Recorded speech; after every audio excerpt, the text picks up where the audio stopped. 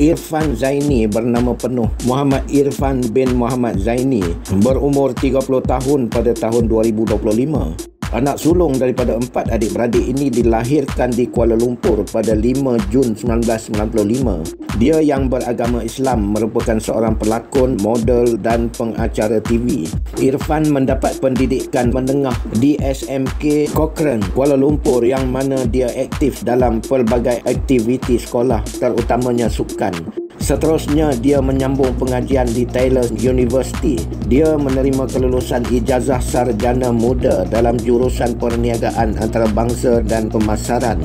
Mengenai awal karirnya, Irfan menerima tawaran lakonan pertama pada usia 12 tahun. Menariknya, ia menerusi filem Hollywood berjudul Kuruvi yang menampilkan pelakon popular Vijay dan Trisha sebagai watak utama. Dalam filem tersebut, Irfan membawakan watak adik kepada Trisha. Ketika itu, produksi filem tersebut sedang menjalani penggambaran beberapa babak di Malaysia. Irfan dan bapanya hadir ke lokasi penggambaran untuk menyaksikan pelakon kegemarannya, Vijay. Bapanya yang mengenali pengarah filem itu berbual dengannya sebelum pengarah itu tiba-tiba mempelawa Irfan melakonkan watak kecil. Ia kemudian menjadi titik awal dalam perjalanan karier lakonan Irfan. Walau bagaimanapun, pada asalnya Irfan sebenarnya bercita-cita ingin menjadi juru terbang, namun niat itu tidak mendapat sokongan penuh ibu bapanya kerana pekerjaan itu menuntut mereka berjauhan selain dianggap mereka berbahaya.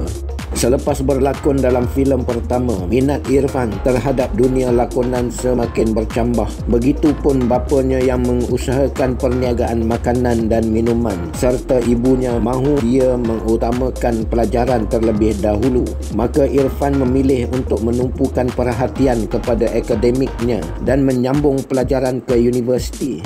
Disebabkan kebolehan bertutur dalam bahasa Tamil dalam perjalanan kariernya, Irfan lebih banyak terlibat dalam drama Tamil dan telah membintangi lebih 30 filem dan drama Tamil tempatan.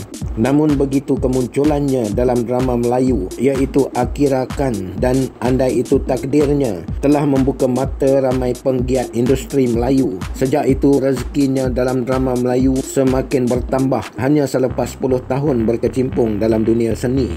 Irfan juga sedar bahawa dia sering ditawarkan watak antagonis dan berbangsa India atau Pakistan. Justru dia terbuka untuk menukar penampilan termasuk fizikal badan jika diperlukan demi mencapai impiannya untuk membawakan watak yang lebih pelbagai.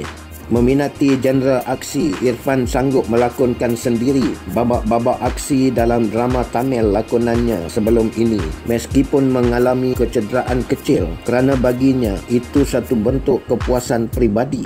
Pada 2024, Irfan tidak menyangka dapat berlakon bersama ikon filem Tamil India, Vijay, dalam filem The Greatest of All Time. Malah dia diajak pelakon itu berbual selama 1 jam dalam karavan peribadinya, lantas menggambarkan Vijay sebagai seorang superstar yang sangat merendah diri.